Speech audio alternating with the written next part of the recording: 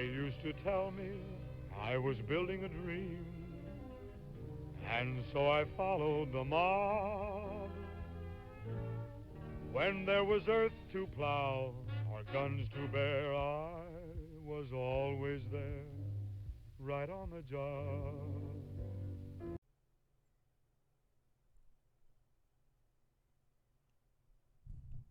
Welcome back, A-Pushers. This is Mr. B History with another episode. This time we got Great Depression, Part 2. How you feeling? Still depressed? Well, don't worry. By the end of these notes, we're going to get you right out of here. Won't be depressed for that long. Let's get to it. This is the second recording after a little bit of mishap. But you know what they say? It'll be better the second time. So, Great Depression, 1929, 1939. Here we go. We're going to start off with opponents of the New Deal. Opponents mean people who don't like the New Deal. You got the liberal critics. So they say the New Deal doesn't do enough. The socialists and extreme liberals criticize the New Deal for doing too much for business and not enough for poor people and ethnic minorities, women, and the elderly. On the other side, you have the conservative critics. They attack the New Deal for giving the federal government too much power. You're doing too much, kid. They accuse the New Deal of being borderline communism. Ooh. Business leaders were mad about, number 1, increased regulations, 2, a pro-union stance, 3, deficit spending, which is borrowing money to pay for programs. Deficit spending. They formed the American Liberty League. Demagogues used the radio to appeal directly to people. The most famous demagogues were Father Coughlin and his evil conspiracies, Dr. Townsend, who promoted economic security for the elderly, and Huey Long, who had a redistributing wealth program. We're going to get into those opponents in the next slide. Boom. Here we go. New Deal opponents continued. Father Charles Coughlin was a Catholic priest. He created the National Union for Social Justice. He was very, very, very popular. Millions of people listened to him on the radio. But he became fascist and anti-Semitic, and so the Catholic Church stopped him from broadcasting. Dr. Francis Townsend proposed a secure income for retired people. FDR liked this idea and used it for his part of his plan for Social Security. Let's go. Huey Long. Huey Long was called the Kingfish. He was probably the most serious challenge to FDR. And he was very, very popular. His Share Our Wealth program promised a minimum annual income of $5,000 to every American family, paid for by taxing the rich. And who doesn't like taxing the rich? It was a proposed 100% tax on anything over $1 million, so you could make up to $1 million. But if you made anything more than $1 million, the government took all of it. So basically, it was essentially a cap on earnings at $1 million. But do you really need more than $1 million to live? I don't know. That's a great question. Hit me up in the comments. Do you think you need more than $1 million, or is this a good idea to cap out income at $1 million? It seems very economically equal. And then the other challenge, BTW, Huey Long gets assassinated, so it turns out that FDR doesn't really have to worry about him anymore. But he does have to worry about the Supreme Court, which ruled the NRA and the AAA as unconstitutional. This made FDR really, really mad. So he came up with a plan, a court reorganization plan in 1937. FDR proposed to add an additional justice for every current justice that was older than 70.5 years. Random. Seems very strange, 70.5, so random. It would have allowed FDR to appoint 6 new justices, ! Bringing the number up to 15 instead of 9, which it is now and was back then.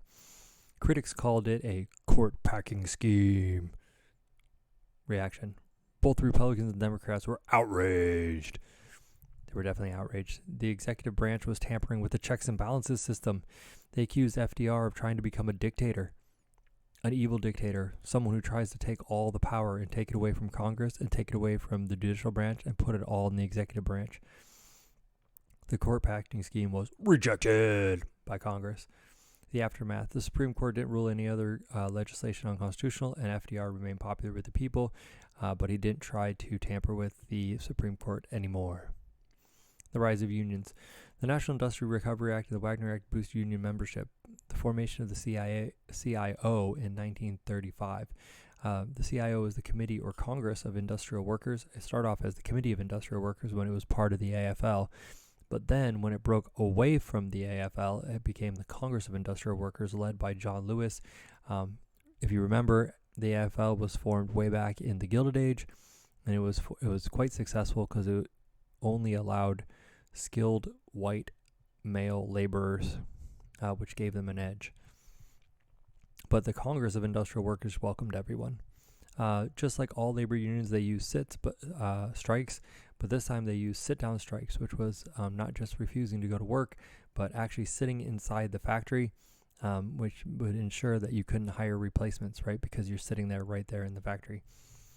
This was fairly successful, and they had the United Auto Workers Union being formed, which is a very powerful labor union even to this very day. The Fair Labor Standards Act of 1937. The Fair Labor Standards is fairly important, as it's still around today. It's one of those New Deal things that's still existing. It set the following regulations for all interstate commerce. Number one, a minimum wage. So it's the first time we're going to have a minimum wage. If the government does this, it's 40 cents an hour. I know that doesn't seem like a lot, but back then it was a lot. Number two, maximum work week of 40 hours. I know that doesn't seem a lot, but that's what it is now. So, and you get time and a half for overtime. Anything you work over 40 hours, this is the same it is to this very day. And then number three, restrict hiring of anyone under the age of 16, which is effectively the end of child labor. Again, this is pretty much where we are right now, that, there's restrictions on interstate commerce, no child labor. So, yeah. Remember, the progressives tried to do this, but they were ruled unconstitutional, so they used mandatory public education to get kids out of factories. FDR just does it with the Fair Labor Standards Act. The last phase of the New Deal. We're almost finished. The recession. So the Roosevelt recession in 1937 and 1938, there is an economic downturn within an economic downturn. So there's a recession within the Great Depression because things were kind of starting to bounce back. The New Deal was kind of working. So after some recovery, unemployment went down to 15% from 25%. So that seems positive. But then the economy starts drifting backwards in the winter of 1937. Part of this is because Social Security, is a tax. It takes money right out of your paycheck, so people have less money to spend, and government cuts back on stimulus spending. So put those two things together, and you have a little bit of a recession. It turns out that Keynesian economics, you just had to spend more money. So deficit spending is good, and what is needed to prime the pump to increase investment and create jobs. This was the foundation of the New Deal philosophy. A weakened New Deal. After 1937, there's no new major New Deal legislation being passed. Concern shifted to fears of Nazi aggression. So already in Europe, Hitler is starting to take over because there was a Great Depression in Europe, and he was able to seize power, and then now he's being aggressive and taking over the countries around him. So this is going to start taking our attention away from our domestic issues. Life during the Great Depression. There's a depression mentality. It's an attitude of insecurity and economic concerns from living through the hard times. People would tell stories like, back during the Great Depression, we had to walk to school 5 miles, and it was uphill both ways, because that's how hard it was. And even when prosperity times returned, they still lived with these insecurity and economic concerns. Women, many had to go to work to help support the family. They were paid less than men. And then on top of all this depression stuff, there was a dust bowl, which was a severe drought and heavy winds which blew away the topsoil in the Midwest. The Okies and the Arkies, which were from Oklahoma, northeastern Texas, Kansas, they migrated west to California in search of farm work. John Steinbeck wrote a novel about it called The Grapes of Wrath in 1939. It's a famous book. It's depressing because, it's during the Great Depression. The Soil Conservation Service was established to prevent future dust bowls, and actually was fairly successful using contour farming and planting trees to kind of slow down the wind, and then irrigation to prevent droughts. And we haven't had a huge dust bowl like we did ever again. African Americans increased racial tension. They were the last hired and first fired. The New Deal provides limited segregated jobs. They do get moral support from Eleanor Roosevelt, the first active first lady. in office. African Americans were appointed to middle-level federal departments. Mary McLeod Bethune she directed the National Youth Administration. So she was the director of the National Youth Administration, which was a New Deal agency to help the young. The Fair Employment Practices Committee, the executive order, which is an executive order. It was created by an executive order, which is assisting minorities in getting jobs in defense industries. This doesn't happen until 1941. This is while World War II is already fully going, and the United States is almost about to join. So this isn't really a New Deal thing. It's more of a World War II thing. But whatever. We'll put it in here right now. American Indians, the Bureau of Indian Affairs, the Indian Reorganization Act of 1934. This is a major change in Native American policy, and it reserved the Dawes Act. That's right, the Dawes Act, which forced assimilation on the Native Americans way back in the Gilded Age, it's going to get reversed. So the U.S. government is going to return lands to the control of the tribes. Now, they're not going to return much of their land, but they're going to give the land that they have, the reservations, back to tribal control. So they'll be ruled over by tribal councils and have tribal laws.